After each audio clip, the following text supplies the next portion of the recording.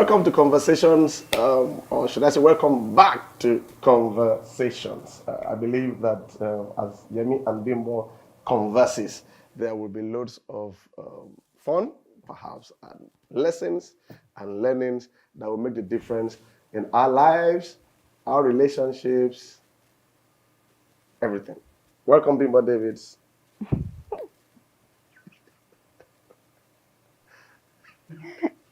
I don't know what to say. How was it going? You're not meant to. Why you meant to tell me welcome again? We're introducing the show. You've already mentioned my name, so it's okay. Okay, you're welcome. Thank you. Conversations. Okay, so it's interesting when it comes to young people and apathy towards marriage. I remember we were talking about it some time ago, and I realized that many young people have expectations, or I would say that marriage has been modeled to young people in a certain way, whether consciously or unconsciously. A lot of things have, like our own days when we got married, it was all about marriage, husband, wife, family, and that was all it had. Marriage was just not limited, but I would say more of husband, wife. In today's world, especially for young people, there are a lot of things that have other factors that have come in. Now we see women, wives, being the breadwinners in homes. Now we see whether, for whatever reason, not because they really wanted in that sense, but unlike before, so many factors have come to play when it comes to marriage. And I speak to a lot of young people, and it's like it's not the love that is just the factor anymore. Career is a big factor. Okay. Business, being comfortable, being fulfilled in your purpose is also a major factor when it comes to marriage. So it has to do with a lot of things. So young people want to be successful. Young people want to have a sense of identity apart from marriage. So a lot of things have, added some form of, so marriage is no longer number one. It used to be number one for me as a young girl. Okay. But now it's now number something else. Maybe for some young people, not everything. Not your own is still number one for you. I didn't say I said for a lot of people, young people. It's still, so I'm just saying that a lot of factors have, come in. And, of course, another major factor is the conflicts that happen in marriage, the way husband and wives deal with conflicts. It's a major, I would say. I think we'll talk about that conflict stuff. Yeah. My take is this: two major things. Media, the narrative from media shows that marriages are not working, and young people, when they see that, there's this fear. I don't want to get into this thing. How am I going to do it? How am I going to, the media would not present to you marriages that are working and doing well. So there's this fear. Unfortunately, there are so many marriages doing well that the media is not sure. Yeah, because when people are doing well, they don't make noise necessarily. So I think that balance should be there in the thinking. There are loads of couples that are doing well. Maybe you have to search them out and learn from them. The other thing is this. In marriage, it looks like the destiny is no more in your hands alone. That's a major thing. A lot of young people want to have their destinies in their hands. Like, okay, if it is my business, and I'm an entrepreneur, I want to succeed. If I fail, I know it's my failure. But I don't want anything that will now take that power away from me, because the truth is, in marriage, it's not just about you anymore. The other person's behavior or lifestyle can actually damage your own. So people are thinking, I'd rather not get into that and live my life by myself, and maybe I can even succeed by myself and do well myself, rather than getting somebody else involved that will now scatter the table, for me. So that fear is there. That kind of independence, you want to just hold on to destiny by yourself. I want to make it, and I don't want anybody to come and tamper with it. The other thing is maybe be sensitive. The responsibilities of a successful marriage. Somebody is just thinking, do I need to carry this responsibility? I have to do this, I have to do that. But instead of looking at responsibilities, can you look at the beauty of it? I am grateful I am married. I'm better off for it. There are so many things Bimbo brings to my life, I'm a pastor, to our ministry, that makes all the difference. I look back and I ask myself, I would have been worse if I wasn't married. I don't think I'll be where I am today. There are so many intangibles. You would have been a military dictator. Military what? It's true now. That's okay, unsaved military dictator. Yeah. Me? Yes. You would have been Margaret Thatcher. Me. Yes. Everybody knows that is not true. Why did I be a dictator? I said you would have been. Why? If I was not in your life, you would have been a dictator. Even as a military responsible leader. Dictator. You would have been a military. See, Jesus has made a difference in my life. And as he has made a difference in her life too. She's very fearful. She when we were in school, I had to beg her to read her books. Yes, I would tell them. She said I'm a dictator. I used to beg her to read her books. She would not have graduated. So what would have been doing? And that's a leadership. That's a leadership. You don't need to drop her from school. That's not true. Absolutely. We are better off because we are married. I'm not a military dictator.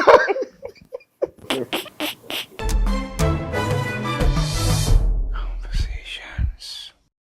It's just like what happened in the Bible, Old Testament, when one particular person was thinking everything had failed. It's called Elijah. Okay, some of us know about Elijah. He assumed that everything was not working in the land, and God said to him, there are 7,000 people doing well, and that's something I think every younger person should learn, because when I say young people, I'm also young. Younger person should learn that there are a lot of people doing well, and I also want to encourage those who are doing well to, one of the virtues of also doing well is not to be a noisemaker, because those are the part of the virtues of doing well. If you're doing well, you're not a noise, because you're not doing well to impress people, and because it's not for people, so your intention is not to show I'm doing well. Do you understand that? So that's why it seems that the ones that are doing well don't usually talk. But I think if we have to help ourselves, we need to share stories as much as we can with the right motive, okay, with the right intent, so that others can be built, not just our own children, but their friends and the incoming generation. My thinking is this. Our thinking is this.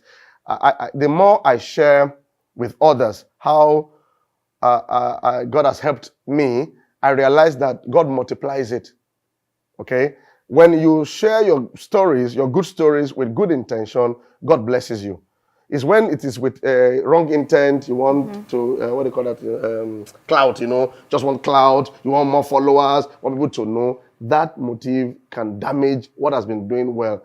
But if your intention is to help others, build others, it's like a seed. And then it multiplies back to you. I even think the hype of media can be, very deceptive, I would say, because media is everywhere. We all go on media and social media and all, but we put out our best. Even with marriages that are doing well, we always want to put up our best moments. And I think younger people should understand the balance of that. That as much as people are using social media, it's colored in a way, because sometimes we go on social media, we put up our pictures. It's not the frowning ones or the bad ones that we put up. So and that's not the real world. So there's a balance of, even when you see people talking about their marriages on social media, understand that it's not the whole part of their lives. There are still some things that they're not talking about. So we shouldn't be carried away with what we are seeing on social media. Understand that there are still some parts that are not being talked about. However, I would also say that social media is a platform. When you have to go on social media, there's a purpose behind it, especially when it comes to showing our marriages or our lives. Also, let people know that we make mistakes. Yeah, The yeah. vulnerability behind our marriages, that there are times when we're talking about conflict, for instance. Conflict is real Yeah, it's in real. I mean, marriage. for instance, I don't cause conflict in this marriage.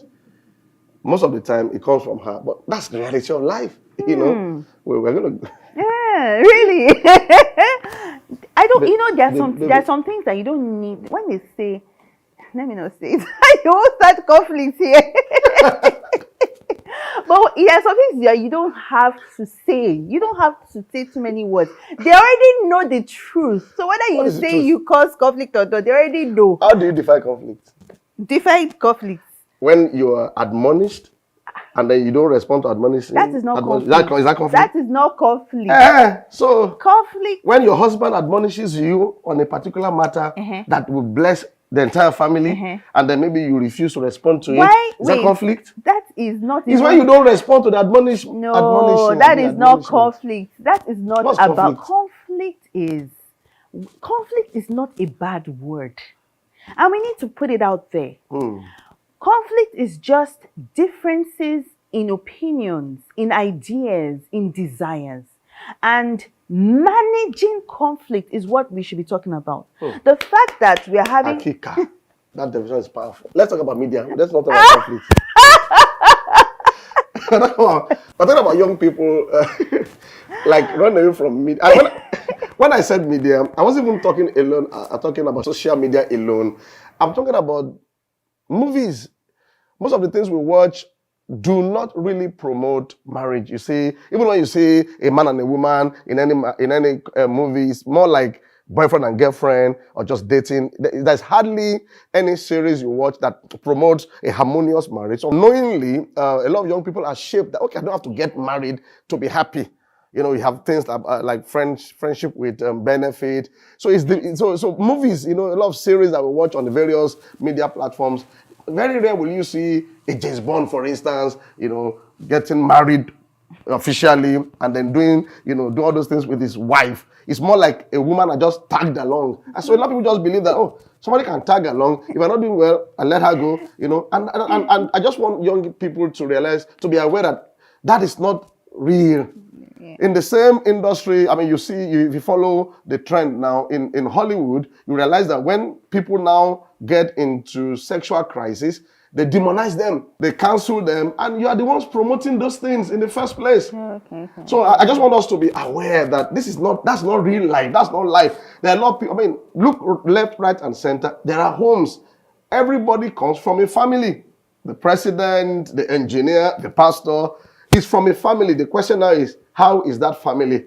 You also came from a family. So I want to just encourage young people not to be afraid of it, because I think marriage is a good place to train up for life. Yeah. It's one That of the same places. business, that same career. There's something about the health of the home in terms of learning to relate with somebody else and raising up children that makes you whole. I think I want to. Now let's go to conflict. Sherry, you talked about media. Let's go to the conflict What about conflict? Yeah. you brought it up. I didn't bring You conflict. said that you don't cause conflict. Did I say that? Okay, I said that. Oh, Jesus is Lord. See you next